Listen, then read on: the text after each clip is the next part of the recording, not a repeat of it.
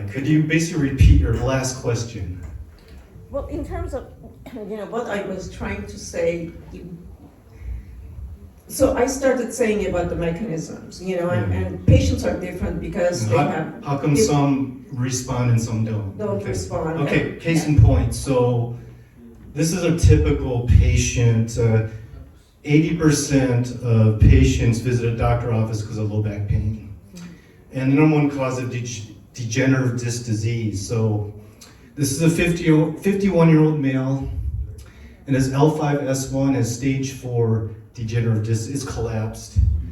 Severe neurodegeneration, severe low back pain, 10 out of 10 VAS, and sciatica. He did not want fusion surgery, so he came to us. We injected 2 cc's of Wharton's jelly mixed with 2 cc's of sodium bicarbonate. 6 months later, you can see a regeneration of the L5 disc space. I don't care that happened. I got lucky. I have the before and after x-ray. But the point is, no longer has pain, no sciatica. Now, it doesn't happen for every patient. 51, he's not young, he's not old, right? I learned it from you. You had the answer. What makes cellular therapies, what's the most important factors? A, the source of the donor. Is it young? Is the donor healthy? B, the health of the recipient. If you're taking alcohol, if you're smoking, terrible diet, you got a lot of inflammation, type 2 diabetes, the cells are not going to survive.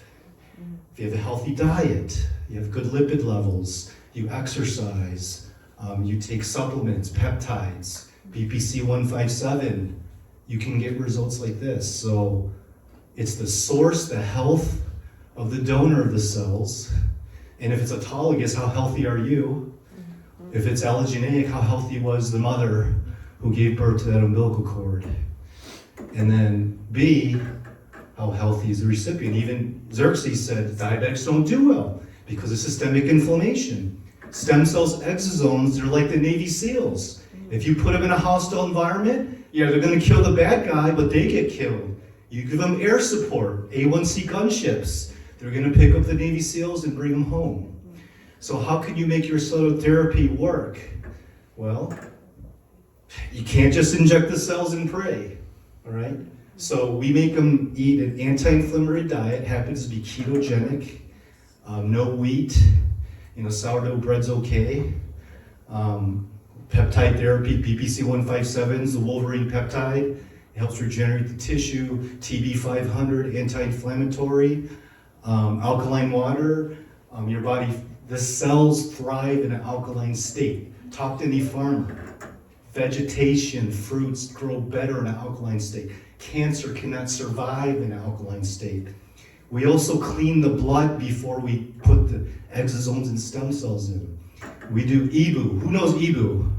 Extracorporeal blood ozonation, oxygenation. Let me show you how we do that. By the way, this is going to be published in PubMed. It's my second clinical study.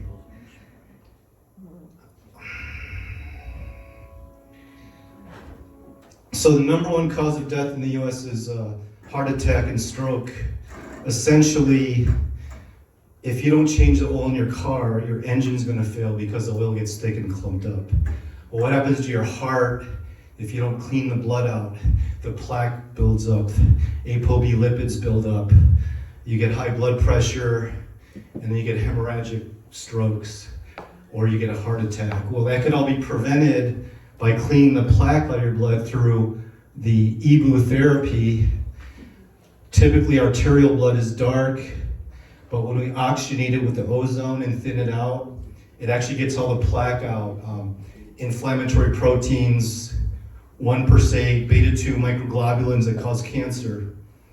So this is the best way to make a healthy environment to get all the systemic inflammation out of your veins and arteries. And here's how I do it here. One in left, one in right.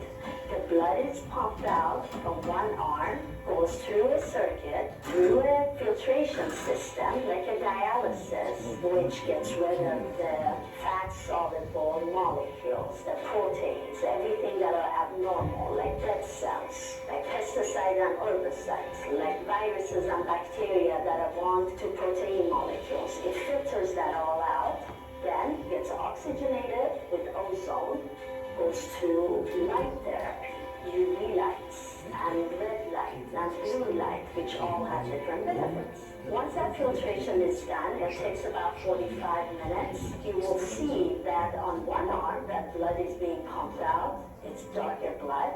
The blood that is pumping back into you is bright red, the oxygenated.